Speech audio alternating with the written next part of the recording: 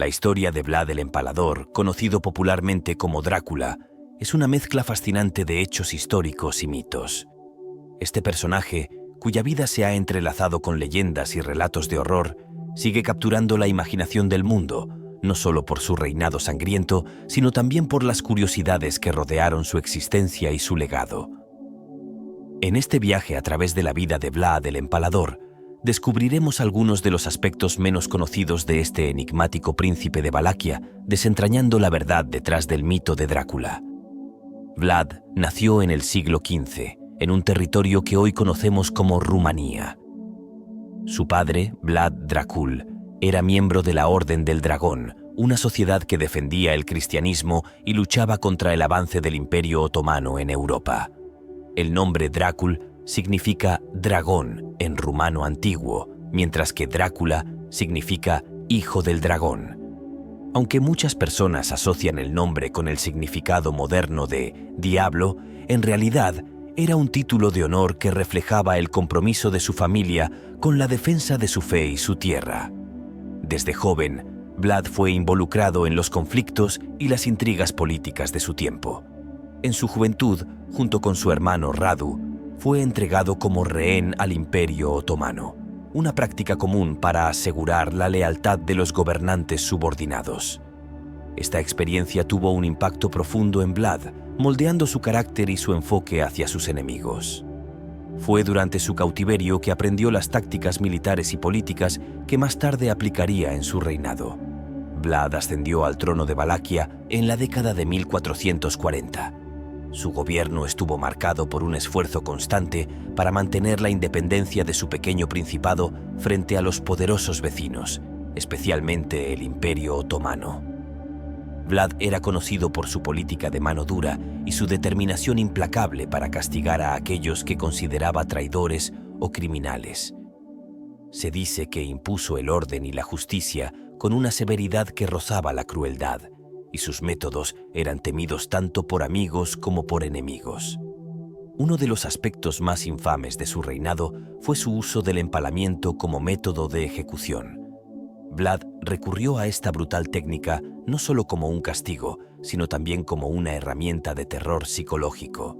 Se cuenta que en cierta ocasión, para advertir a los invasores otomanos, ordenó empalar a miles de prisioneros, creando un bosque de cuerpos torturados a lo largo del camino hacia su capital.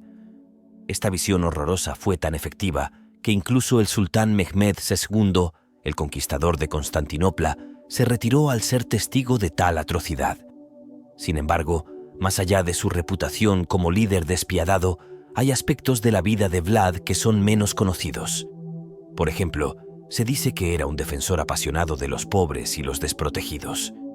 En una de las historias, se cuenta que invitó a los pobres y enfermos de su tierra a un gran banquete, solo para luego quemar el edificio con todos ellos dentro, creyendo que así liberaba a su reino de los parásitos sociales.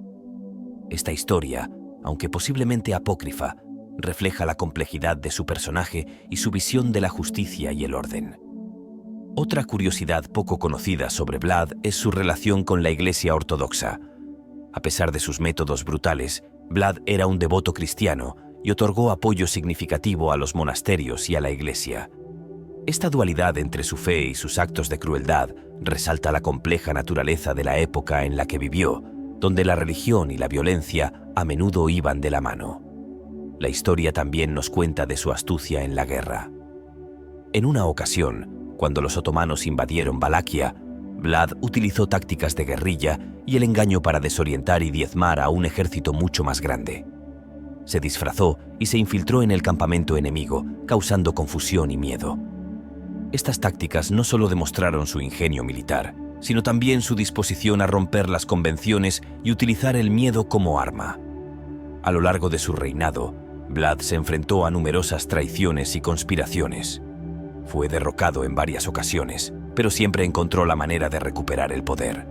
Su vida estuvo marcada por una lucha constante, no solo contra enemigos externos, sino también contra la nobleza de Valaquia, que a menudo conspiraba con los otomanos o con otros rivales para derrocarlo. La muerte de Vlad el Empalador es otro aspecto rodeado de misterio y controversia. Según algunos relatos, murió en batalla contra los otomanos en la década de 1470. Sin embargo, los detalles exactos de su muerte son inciertos y su cuerpo nunca fue encontrado. Esto ha alimentado todo tipo de especulaciones y leyendas, incluyendo la idea de que Vlad logró escapar y vivir en secreto el resto de sus días.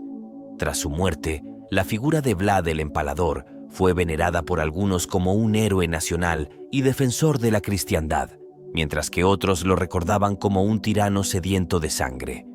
Con el tiempo, la leyenda de Drácula, inspirada en parte por la vida de Vlad, se convirtió en una de las historias de terror más famosas del mundo.